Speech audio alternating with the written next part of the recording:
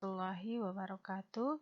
Nah, kembali lagi kita hari ini masuk kepada telaah matematikanya di materi relasi dan fungsi. Namun sebelumnya di sini Ibu mau mengingatkan kembali masalah di taksonomi Bloom, yaitu terkait proses kognitif. Oke. Jadi di sini ada minggu lalu kita sudah bahas antara hot dan lots gitu ya. Nah, dalam proses kognitifnya itu yang masuk kategori lots itu adalah di C1 sampai C3, yaitu di KKO mengingat, memahami, menerapkan atau mengaplikasikan. Nah, definisi-definisinya sini sudah ada ya. Jadi kalau yang namanya mengingat itu adalah mengambil pengetahuan yang relevan dari ingatan. Nah, yang namanya memahami itu adalah membangun arti dari proses pembelajaran, termasuk komunikasi lisan, tertulis, dan gambar. Nah, kalau yang namanya menerapkan itu adalah melakukan atau menggunakan prosedur di dalam situasi yang tidak biasa. Nah, yang masuk ke dalam kategori HOTS itu adalah di C4, C5, dan C6, yaitu menganalisis, kemudian menilai atau mengevaluasi, kemudian mengkreasikan atau mencipta. Jadi yang menganalisis itu adalah memecahkan materi ke dalam bagian-bagian dan menentukan bagaimana bagian-bagian itu bisa terhubungkan antara bagian dan ke struktur atau ke tujuan keseluruhannya.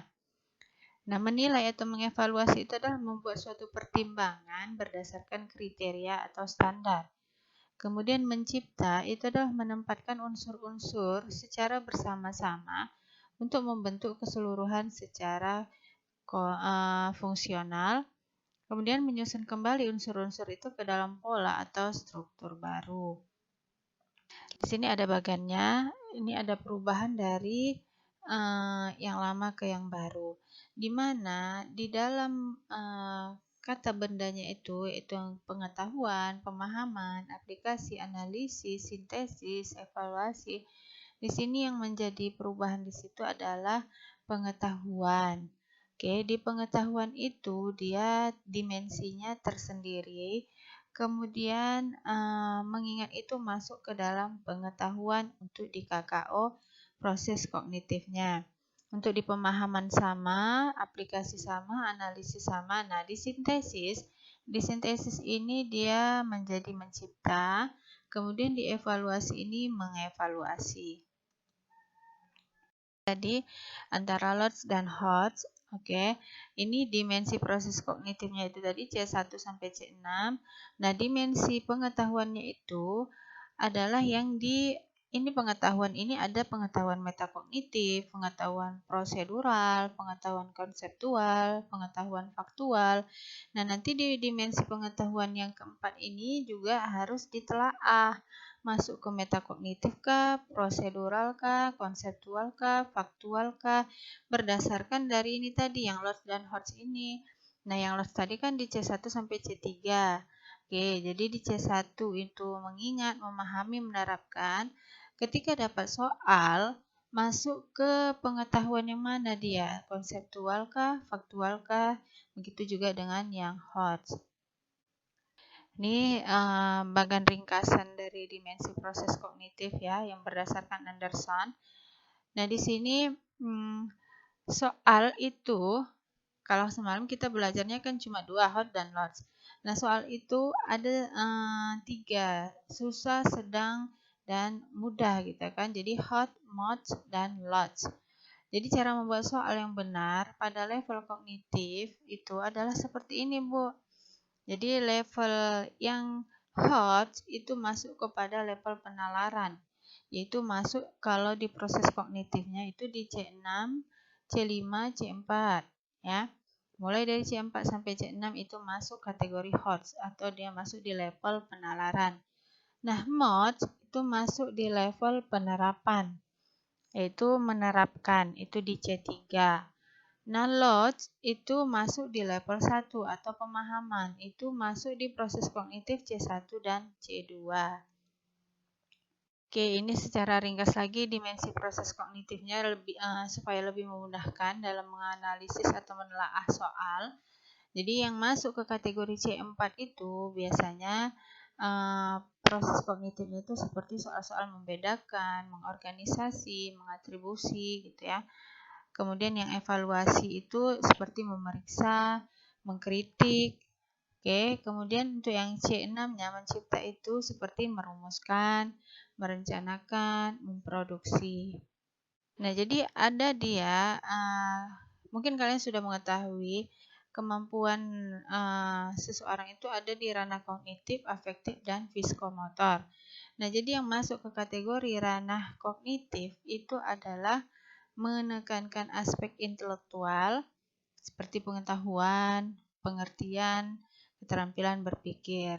Nah, di afektif itu menekankan aspek perasaan, emosi, jadi seperti minat, sikap, apresiasi, cara penyesuaian diri, dan lain-lain. Nah, untuk di psikomotor itu adalah keterampilan psikomotor itu keterampilan motorik. Ya, motorik. Jadi itu menekankan pada seperti tulisan tangan, mengetik, berenang, berlari, dan lain-lain. Jadi motoriknya yang bekerja gitu ya. Jadi kalau kognitif itu adalah pengetahuan, kalau di afektif itu aspek perasaan dan emosi ya. Oke, ini perlu diingat. Nah, di awal pertemuan ini sudah kita bahas matrik tujuan pembelajaran. Jadi, dalam setiap pembuatan soal nanti atau dalam menelaah soal-soal, ini tadi yang perlu kalian akan membahas ini gitu, dimensi pengetahuan yang faktual, konseptual, prosedural, dan metakognitif. Nah, dimensi proses kognitifnya itu tadi yang C1 sampai C6. Jadi, nanti Ibu akan berikan contoh-contoh masalah yang masuk ke kategori faktual misalnya, konseptual misalnya. Jadi kalian harus pahami dulu pengetahuan faktual itu apa, pengetahuan konseptual itu apa, yang prosedural itu yang gimana gitu, supaya bisa masuk membedakan, mengkategorikannya ke pengetahuan yang mana soal itu.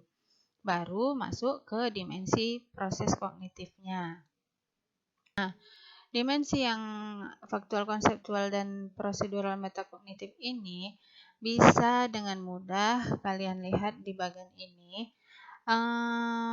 Ciri-ciri atau biasanya bentuk-bentuk soalnya itu untuk yang faktual, itu di C1 itu dia membuat daftar.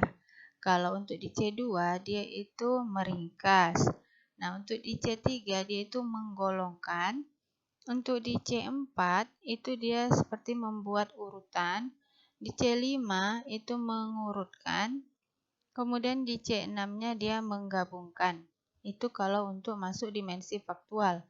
Nah, untuk masuk dimensi konseptual itu menggambar itu masuk di C1, menginterpretasikan itu masuk di C2, kemudian eksperimen itu masuk di C3, menganalisis itu konseptualnya itu seperti menjelaskan. Kemudian mengkaji itu masuk di C5. Merencanakan itu masuk di C6.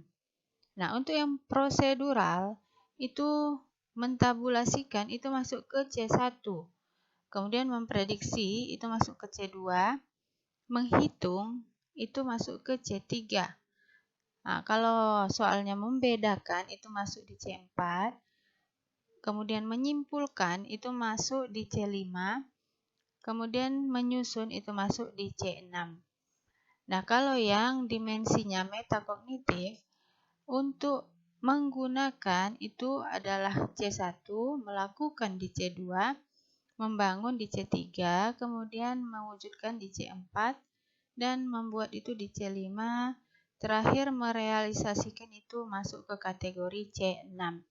Nah, jadi ini bisa menjadi acuan kalian atau panduan kalian dalam menelaah soal-soal matematikanya.